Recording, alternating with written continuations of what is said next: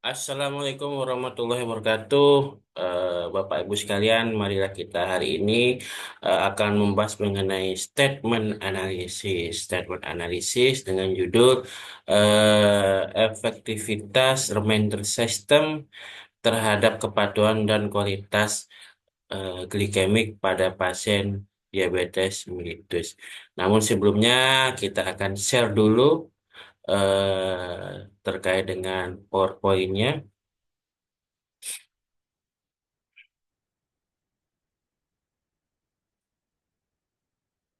Pas sudah nampak Bapak Ibu, oh ternyata sudah nampak ya. Efektivitas reminder sistem terhadap kepatuhan dan kontrol glikemik pada pasien diabetes mellitus statement analisis Bapak Ibu sekalian. Eh, Kalau kita berbicara mengenai prevalensi diabetes mellitus, seperti yang kita tahu bahwa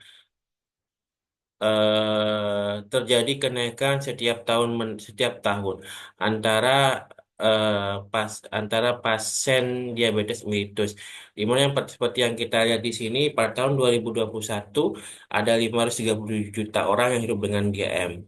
Meningkat sebesar 74 juta orang atau 13% dibandingkan dengan tahun 2019, yaitu 463 juta orang yang hidup dengan diabetes mellitus. Ini Indonesia ini kita menempati peringkat 7 eh, negara terbanyak dengan jumlah pasien diabetes mellitus. Kalau kita bicara mengenai pasien diabetes mellitus, yaitu terkait dengan ketidakpatuhan. Pasien diabetes yang tidak patuh itu akan menyebabkan diabetes mellitus yang tidak kontrol atau kontrol glikemik yang tidak baik. Sehingga akan menyebabkan sebuah komplikasi pada organ lain. Ini adalah permasalahan pada pasien diabetes mellitus. Kontrol glikemik, komplikasi tersebut disebabkan oleh kadar glukosa darah yang tidak terkontrol, sehingga terjadi peningkatan HbA1c yang tidak baik atau kurang baik. Ini beberapa penelitian tentang kontrol glikemik menunjukkan bahwa masih ada sebesar 62,9% pasien DM tipe 1 yang memiliki HbA1c di atas 7%. Dan juga riset yang lain dan juga 41,3% pasien DM tipe 2 memiliki HbA1c di atas 7%. Riset lainnya menunjukkan bahwa sebesar 16,98% memiliki HbA1c di atas 7%. Nah, ini masih ada banyak sebuah permasalahan kontrol glikemik yang masih kurang baik. Kepatuhan pengolahan DM yang memerlukan waktu lama itu membutuhkan sebuah perubahan perilaku pada pasien DM untuk mencapai tujuan. Tujuan dari pengolahan pasien DM ini adalah kadar glukosa dalam batas normal. Tujuan perilaku pada pasien DM adalah untuk meningkatkan kepatuhan daripada pasien DM. Tujuan dari pengolahan DM tidak tercapai tanpa adanya kepatuhan pasien. Kepatuhan pada pasien DM itu meliputi kepatuhan dalam menjalankan diet, monitoring glukosa darah, aktivitas fisik, terapi farmakologi, perawatan kaki, dan lain sebagainya. Kepatuhan, nah ini riset dari kepatuhan ini bisa kita lihat bahwa sebesar 81,85% pasien DM masih tidak patuh terhadap manajemen diabetes mellitus. Ada lagi riset yang menunjukkan bahwa pasien DM yang tidak patuh sebesar 56,25%. Ada lagi yang menjelaskan bahwa 78,99% pasien DM tidak patuh dalam menjalankan manajemen diabetes. Reminder system. Nah, ini salah satu upaya untuk meningkatkan kepatuhan dan kontrol glikemik yang bagus, yaitu dengan menggunakan intervensi reminder system. Intervensi reminder system yang diberikan pada pasien DM memiliki pengaruh terhadap kepatuhan dan kontrol glikemik pasien DM. Hasil riset sebelumnya menunjukkan bahwa sistem informasi reminder system pasien penyakit kronis menggunakan WhatsApp Gateway membantu pasien dengan penyakit kronis melakukan kontrol pemeriksaan kesehatan ke pelayanan kesehatan. Ada lagi riset, sistem pengingat berdasarkan pada telepon seluler dapat meningkatkan kepatuhan pasien DM terhadap pengobatan. Aplikasi pengingat di telepon seluler pada pasien DM dapat menjaga kadar glukosa darah untuk meminimalkan komplikasi diabetes. Pasien DM yang menggunakan aplikasi pengingat di telepon selulernya dapat memodifikasi gaya hidupnya. Intervensi dengan menggunakan media sosial sangat bermanfaat dan dapat digunakan dalam jangka panjang. Edukasi melalui media sosial WhatsApp sangat efektif untuk meningkatkan perawatan diri dan menurunkan HbA1c pada pasien diabetes mellitus. Nah, tujuan dari statement analysis ini adalah untuk menganalisis pernyataan dari efektivitas atau penggunaan reminder system terhadap kepatuhan dan kontrol glikemik pada pasien diabetes mellitus. Tahapan statement analisis yang pertama adalah memilih pernyataan dianalisis, yang kedua justifikasi dan menyederhanakan pernyataan. Yang ketiga, klasifikasi pernyataan. Yang keempat, meninjau konsep dengan dalam statement dengan dukungan literatur. Yang kelima, hubungan yang spesifik. Yang keenam, logika. Yang ketujuh, baru menentukan pengukuran. Memilih pernyataan dianalisis seperti yang di awal adalah pernyataan yang kita analisis adalah penggunaan atau reminder efektivitas reminder system terhadap kepatuhan dan kontrol glikemik pada pasien diabetes mellitus. Justifikasi dan menyederhanakan pernyataan yang kita lihat adalah efektivitas, reminder system, kepatuhan, dan kontrol glikemik. Dari sini kita memiliki 4 pernyataan sederhana. Yang pertama, efektivitas terhadap reminder system. Yang kedua, reminder system terhadap kepatuhan. Yang tiga, reminder system terhadap kontrol glikemik. Yang keempat adalah kepatuhan terhadap kontrol glikemik. Nah, ini efektivitas dengan reminder system itu non-relation. Sedangkan reminder system dengan kepatuhan itu ada relationnya. Reminder system dan kontrol glikemik ada relationnya. Kepatuhan dengan kontrol glikemik ada relationnya. Sekarang yang ketiga adalah meninjau konsep berdasarkan pada literatur. Ini meninjau konsep efektivitas. Efektivitas adalah tingkat keberhasilan sesuatu dalam menghasilkan hasil yang diinginkan. Ini definisi dari Patel 2021.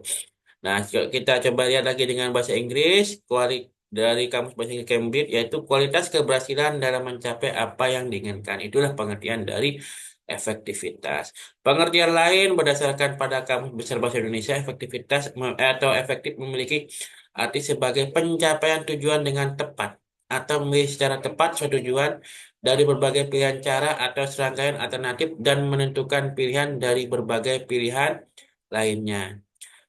Efektivitas adalah pencapaian tujuan yang ingin segera dicapai agar tujuan tersebut dapat berjalan sesuai dengan harapan, ataukah justru tidak berjalan sesuai dengan harapan yang ditetapkan. Nah, kita sekarang ke konsep reminder system.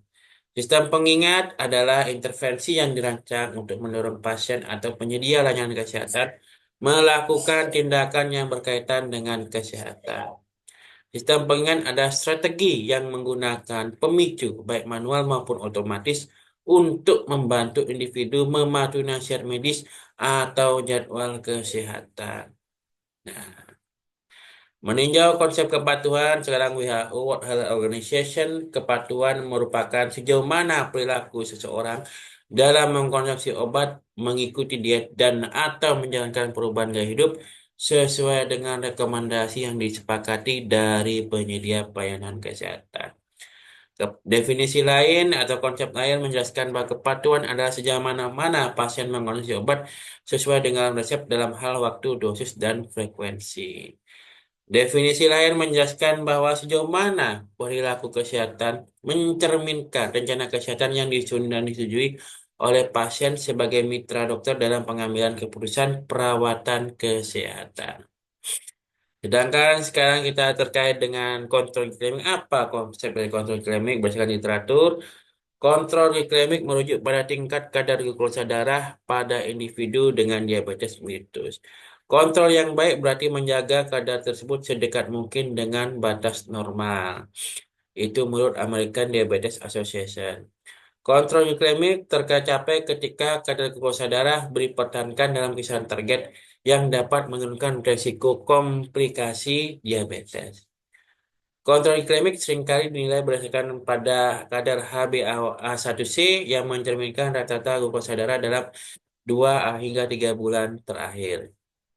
Kontrol glikemik inti dari perawatan diabetes dan mencakup target yang dipersonalisasi, biasanya HbA1c dan pemantauan mandiri glukosa darah yang disesuaikan dengan karakteristik pasien.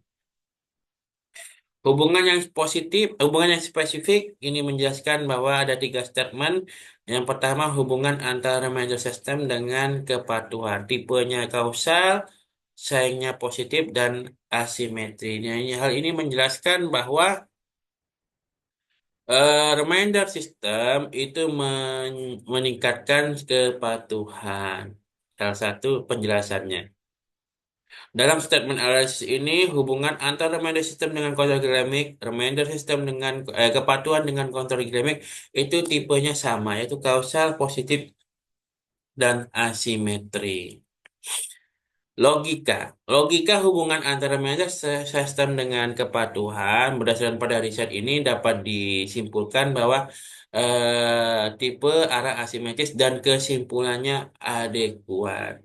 Sedangkan hubungan antara remainder sistem dengan kontrol glikemik berdasarkan pada beberapa literatur itu dapat kita simpulkan bahwa adekuat. Sedangkan kepatuhan dengan kontrol glikemik hubungannya ini juga berdasarkan yang dapat kita simpulkan adalah adekuat. Nah, alat ukur kita bisa menggunakan salah satu alat ukur kita bisa menggunakan The Diabetes Activities Questionnaire, TDAQ, HANA 2006, di mana instrumen ini menjelaskan menilai terkait kepatuhan kegiatan sehari pasien DM yang meliputi diet, olahraga, pengobatan, dan pemeriksaan glukosa darah. Nah, itulah beberapa proses tahap analisis, statement analisis daripada kepatuhan, efektivitas reminder system terhadap kepatuhan eh, dan kontrol glikemik pada pasien diabetes mellitus. Mungkin itu dari kami. Saya ucapkan terima kasih banyak kepada Bapak, Ibu, rekan-rekan yang telah menonton video ini. Wabillahi taufiq wa hidayah. Wassalamualaikum warahmatullahi wabarakatuh.